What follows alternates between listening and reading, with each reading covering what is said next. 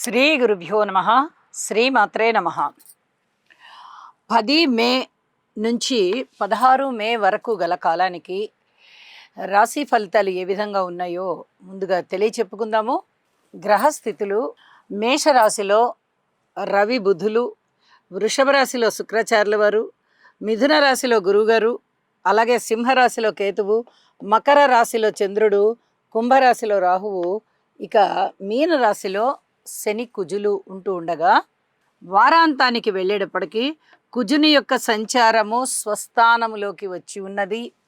అలాగే రవి బుధుల సంచారము వృషభ రాశిలోకి వెళ్ళి ఉన్నది.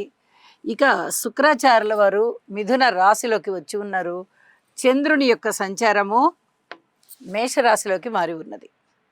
గ్రహస్థితులు ఈ విధంగా మారాయి. మొత్తం మీద చంద్ర కుజ రవి బుధ శుక్రాచార్యుల వారు 5 గ్రహాలు మారి ఉన్న కారణం చేత గ్రహ సమ్మేళనాల యొక్క ఫలితాలు ఏమిటి అనేది ముందుగా వారాంతంలో ఎలా ఉన్నాయో తెలియచెప్పుకుందాము. శని కుజుల కలయిక మనము చాలా వారాలుగా చెప్పుకుంటూ ఉన్నాము. కోర్టు కేసులు కానీ, పెద్ద మనుషుల పంచాయతీలు కానీ, అనారోగ్య సమస్యలు కానీ, కర్ర దెబ్బలు, కత్తి దెబ్బలు ఇలాంటివి కానీ, రోడ్డు ప్రమాదాలు కానీ, జల ప్రళయాలు కానీ ఇలాంటివి చాలా వరకు ఉండడానికి అవకాశం ఉంది. ఈ శని కుజుల యొక్క కలయిక అంత మంచిది కాదు. కాబట్టి వీటికి శనిగ్రహ కుజగ్రహ స్తోత్రపారాయణాలు చేసుకోవాలి అని చెప్పి ఉన్నాను. అలాగే రవి బుధుల యొక్క కలయిక మేషరాశిలో జరుగుతూ బుధ ఆదిత్య యోగంలో ఉంది. ఇది కూడా చాలా ఉత్తమమైనటువంటి ఫలితాలనే ఇస్తుంది. బుధాదిత్య యోగము ఎప్పుడు కూడా చెడు చేయదు. అలాగే రవి గారు ఇక్కడ ఉచ్చలో ఉంటూ ఉన్న కారణం చేత అద్భుతమైన ఫలితాలు ఉంటాయి అని చెప్పి చెప్తూ ఉన్నాను. ఇక గ్రహాల యొక్క దృష్టుల ఫలితాలు ఏ విధంగా ఉన్నాయి అంటే, శనిగారి యొక్క తృతీయ దృష్టి శుక్రాచార్యుల వారి మీద ఉంది. స్నేహాల విషయంలో, ప్రేమ ఆప్యాయతల విషయంలో, అన్యోన్య దాంపత్య విషయంలో చాలా వరకు జాగ్రత్తలు తీసుకోవాల్సిన పరిస్థితి ఉంటుంది. అలాగే గురువు గారి యొక్క నవమ దృష్టి నవమ స్థానం మీద పడుతూ ఉంటుంది. కాబట్టి ఈ పితృవర్గ రీత్యా కొంచెం మంచి ఫలితాలు ఉండడానికి, అలాగే నాస్తిక భావాలు పోవడానికి చాలా వరకు అవకాశం ఉంది అని చెప్పి తెలియజేస్తూ ఉన్నాను. ఇక వారాంతంలోకి వెళ్ళేటప్పటికీ చంద్ర కుజుల కలయిక జరుగుతోంది. చంద్రమంగళ యోగం. ఇది కూడా ఏదైనా చేదు పదార్థాలతో వ్యాపారాలు చేసేవారికి చాలా వరకు అనుకూలమైనటువంటి ఫలితాలు ఉండడానికి అవకాశం ఉంది. శుక్ర గురువుల యొక్క సంచారము మంచి ధనయోగాలను ఇస్తోంది. అలాగే రవి బుధుల యొక్క సంచారము వృషభ రాశిలో జరుగుతోంది. సంతాన రీత్యా చాలా వరకు అనుకూలమైన ఫలితాలు ఉండడానికి చాలామందికి ఇది గ్రహస్థితి సూచిస్తోంది. కుటుంబం చాలా బాగుండే విధంగా ఉండేటటువంటి గ్రహస్థితి అన్నమాట. ఇది చాలా బాగుంది అని చెప్పి తెలియచేస్తూ ఉన్నాను. ఇక ఈ చర్మానికి సంబంధించిన రుగ్మతలు ఏవైనా ఉండడానికి కొంచెం అవకాశాలు కనిపిస్తూ ఉన్నాయి.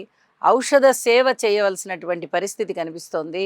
ఇక స్తోత్ర పారాయణాల విషయంలో మటుకు తప్పనిసరిగా నవగ్రహ స్తోత్ర పారాయణాలు చేయండి. ప్రతి రాశి వారు కూడా చేయండి. ఇక నక్షత్రంతో కానీ రాశితో కానీ సంబంధం లేని విధంగా ప్రతి మనిషి ఈ జాగ్రత్త తీసుకోవడం, ఇంటి ఇలవెల్పుని పూజించడం చాలా చాలా మంచిది అని చెప్పి తెలియజేస్తూ ఉన్నాను. ఇక రాశుల్లోకి వెళ్దాము. మీనరాశి వారికి ద్వితీయ స్థానంలో బుధుని సంచారం బాగుంది. అలాగే షష్ఠ స్థానంలో కేతువు గారి సంచారం బాగుంది. ఇక లాభస్థానంలో చంద్రుడి యొక్క సంచారం బాగుంది.